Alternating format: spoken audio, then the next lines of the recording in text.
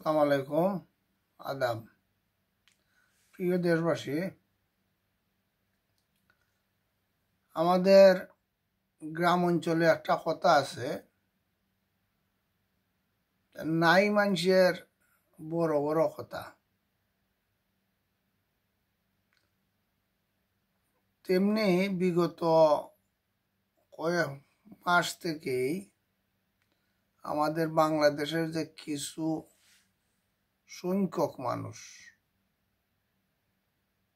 ইন্ডিয়ার বিরুদ্ধে কথাবার্তা বলতে বলতে বোঝা গেছে যে ইন্ডিয়া সকল সুবিধা শুধু বাংলাদেশের কাছ থেকেই নিছে। ইন্ডিয়ার কোনো সুযোগ সুবিধা আমরা নেওয়ার দরকার নাই। কিন্তু আমরা জানতে পারলাম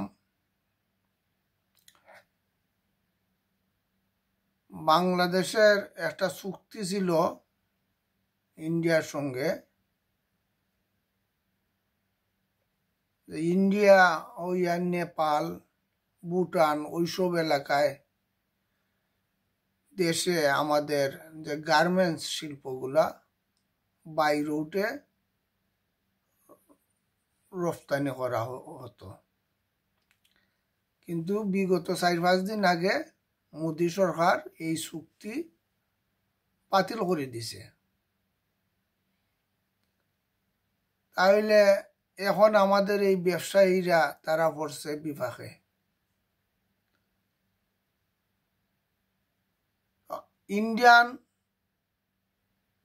সরকার হয়তো আরো সামনে দিয়ে আরো নানান পদক্ষেপ নিতে পারে। আমাদের যে এই ইসলামপন্থী যে লোকগুলা যেভাবে কথাবার্তা এরা বলতেছে, এতে মনে হয় না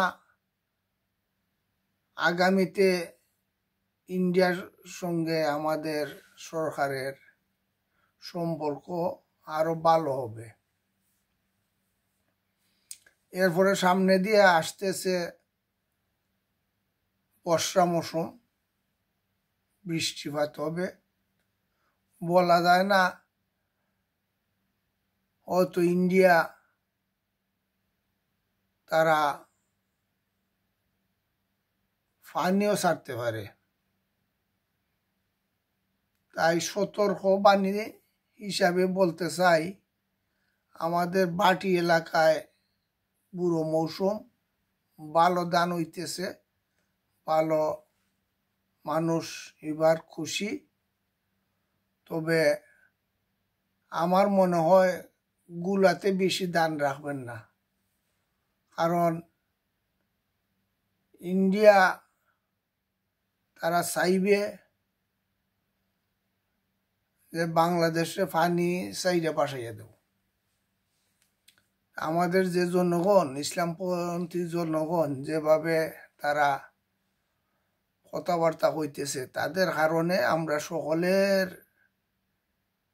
উপরেই বিপদ আইতে পারে আশঙ্কা। তাই গুলাতে ধান বেশি না রাখাটাই ভালো।